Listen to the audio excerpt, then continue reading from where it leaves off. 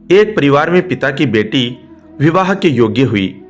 परिवार वालों को उस बेटी के विवाह के लिए बहुत प्रस्ताव मिल रहे थे, जिन्हें परिवार वाले कुछ कारणों से कुछ प्रस्ताव को नामंजूर कर देते थे और कभी कभी कई लोग उन्हें स्वीकार नहीं करते थे। इस प्रकार धीरे धीरे समय व्यतीत होता जा रहा था। एक दिन उदास होते हुए पिताजी ने अपनी बेटी से कहा, बेटी कहीं तो हाँ कर लो, इतने सारे प्रस्तावों में तुम्हें कोई भी पसंद नहीं आ रहा है। अब बेटी तो भगवान भोलेनाथ की भक्त थी, उन्हें ही मानती पूजती थी और उन पर बहुत विश्वास करती थी। सब कुछ भगवान पर ही छोड़ रखा था। तो बेटे ने कहा, पिताजी क्यों चिंता करते हो, भगवान भोलेनाथ बेटे हैं ना, वो जहां चाहेंगे वहां करा देंगे। बेटी का तो भगवान भोलेनाथ में अटूट विश्वास था, सब कुछ वही संभालेंगे। बेटी की ऐसी बातें सुनकर पिताजी कहने लगे, लेकिन भगवान जी कब भला करेंगे तुम्हारा, कितना समय निकलता जा रहा है, तुम्हारी सारी उम्र अब बड़ी और ज्यादा होती जा रही है।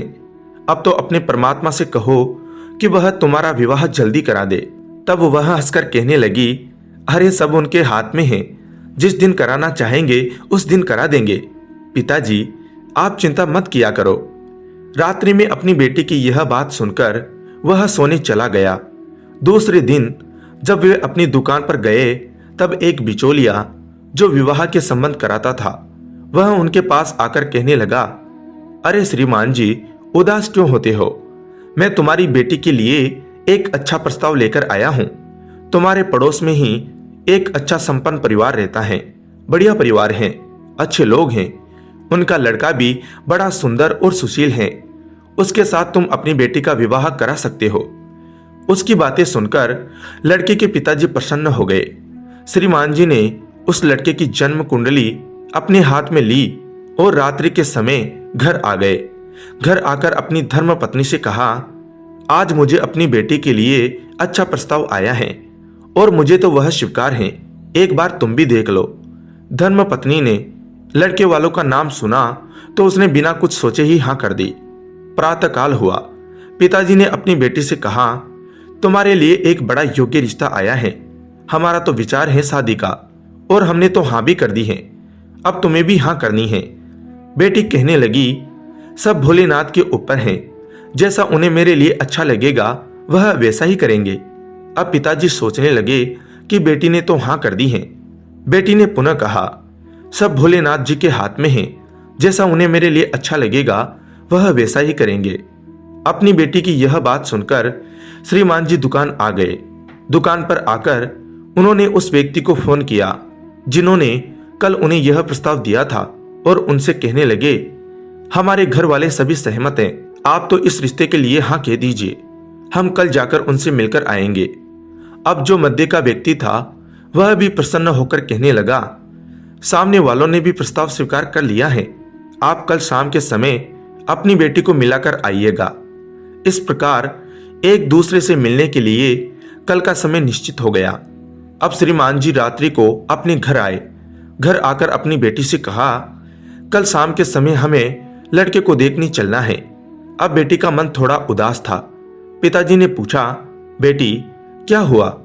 बेटी कहने लगी, पता नहीं पिताजी, आप बहुत जल्दी कर रहे हैं। मुझे लगता है भोलेनाथ ऐसा कह रहे हैं कि किसी भी कार्य को करने से पहले जानकारी अवश्य लेनी चाहिए। तब पिताजी कहने लगे, बेटी चिंता की बात नहीं है, परिवार अच्छा है, कुछ भी जांच करने की आवश्यकता नहीं है। बेटी ने पुनः कहा, 2-3 दिन रुक जाते हैं, एक बार उनके बारे में, उनके व्यवहार बर्ताव के बारे में पता कर लेते हैं, फिर आगे बढ़ेंगे। बेटी की बात सुन पिताजी को थोड़ा गुस्सा आ गया। गुस्से में झुंझलाते हुए कहने लगे, हर काम में तुमको यही बातें होती हैं, कभी तो तुम खुद मना कर देती हो और कभी कुछ ऐसा नाटक कर देती हो जो रिश्ते की बात ही खत्म हो जाती है। बेटी उदास होकर अपने कमरे में चली गई। प्रातःकाल हुआ। श्रीमान जी रोज की तरह अपनी दुकान पहुंचे। दुकान पर शिवजी की पूजा कर रहे थे। तभी एक नौजवान सुंदर सा लड़का उनकी दुकान पर आया और कहने लगा, श्रीमान जी ठीक हो? इन्होंने कहा, हाँ ठीक हूं।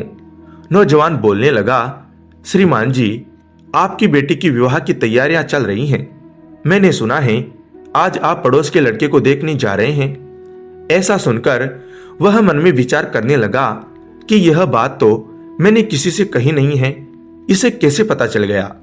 तब श्रीमान जी ने उससे पूछा, तुम कौन हो और तुम्हें यह बात किसने बताई? तब वह नौजवान हंसते हुए कहने लगा, मेरा नाम महेश है, मैं आपके पुत्र का दोस्त हूं। कल उसने ही मुझे सारी बात फोन पर बताई थी। तब उसकी यह बात सुनकर उन्हें कुछ थोड़ी राहत मिली। पुनः उससे पूछा, तुम जानते हो जिनसे हम मिलने जा रहे हैं? तब महेश कहने लगा, श्रीमान जी, सच्ची बात तो यह है कि वह परिवार दिखने में तो थोड़ा अच्छा है, पर उनके ऊपर कुछ आपराधिक केस भी चल रहे हैं। देखने की तो बातें अलग हैं, पर जो सच्चाई है वह बिल्कुल अलग है। उनके परिवार के ऊपर थोड़ा कर्जा भी चढ़ा हुआ है और लड़का जितना सुशील दिखता है उतना है नहीं। अब महेश की ऐसी बातें सुनकर उनका मन भयभीत होने लगा। तब उन्होंने बोला, तुम क्या कहना चाहते हो? तब महेश कहने लगा, मेरा तो यही विचार है कि आप इस रिश्ते को समाप्त कर दो। तब फिर उन्होंने कहा, फिर दूसरा रिश्ता कहां से आएगा? तब वह हंसते हुए कहने लगा, आपकी बेटी तो भगवान शंकर को मानती है ना, वही उसका रिश्ता करा देंगे, आप क्यों चिंता करते हो? इस प्रकार वह हंसते हुए बातें कर उनकी दुकान से बाहर चला गया। थोड़ी देर बाद जब उनका पुत्र दुकान पर आया तो पुत्र ने अपने पिताजी को दुखी देखकर पूछा, पिताजी क्या हुआ? तब पिताजी ने उसे सारी बात बताकर कहा, तुम्हारा दोस्त आया था, वह मुझसे कहकर गया जिस लड़के को तुम देखने जा रहे हो वह अच्छा नहीं है। तब बेटा पूछने लगा, मेरा कौन सा दोस्त आया था और मैंने तो किसी दोस्त से कोई बात नहीं की है। तब पिताजी हैरान होकर कहने लगे, वह अपना नाम महेश बता रहा था और उसने मुझसे इतने अच्छे ढंग से बात की कि मैंने सामने वाले परिवार वालों को फोन करके कह दिया कि अभी हम रिश्ते के लिए तैयार नहीं हैं। थोड़ी दिनों बाद जब हमें बात अच्छी लगेगी तब हम तुम्हें बता देंगे। बेटा पुनः पूछने लगा, पिताजी कौन आया था? तब उसकी बातें सुनकर पिताजी को थोड़ा संकोच हो गया। वह रात्रि के समय अपने घर आए और अपनी बेटी से कहा, बेटी, आज कोई लड़का मेरे पास आया था। उसने मुझसे कहा कि जिन परिवार वालों से तुम बेटी का रिश्ता जोड़ना चाह रहे हो उनके विषय में जानकारी अवश्य निकला दो। उनके ऊपर थोड़े आपराधिक केस भी हैं। आज महेश की बात मानकर मैं जिन परिवार वालों से तुम्हारा रिश्ता जोड़ना चाहता था उनकी जानकारी निकलवाया। जब मैंने आसपास के पड़ोस वालों से जानकारी प्राप्त की तो सुनकर हैरान हो गया। हकीकत में उनके ऊपर तो कई आपराधिक केस थे, पैसों का कर्जा भी उनके ऊपर चढ़ा हुआ था। अब महेश की बात सुनकर उन्हें बड़ी हैरानी हो गई। वह बताना चाहते थे कि पता नहीं वह कौन नौजवान था जो उन्हें तुम्हारे विषय में सचेत करके चला गया। तब बेटी हंसते हुए कहने लगी, पिताजी, आप उसे पहचान ही नहीं पाए। वह और कोई नहीं, महेश का अर्थ होता है जो भगवान सर्वोच्च हैं, जिनका सभी में सबसे ऊंचा स्थान है। महेश का अर्थ होता है भगवान शंकर, शिव जी। भगवान शंकर ही नौजवान का रूप बना मेरा भला करके गए। अपनी बेटी की यह बात सुनकर पिताजी को बड़ी हैरानी हो गई। आज भी जब उनको वह बात याद आती है तो उनकी आंखें आंसू से भर आती हैं।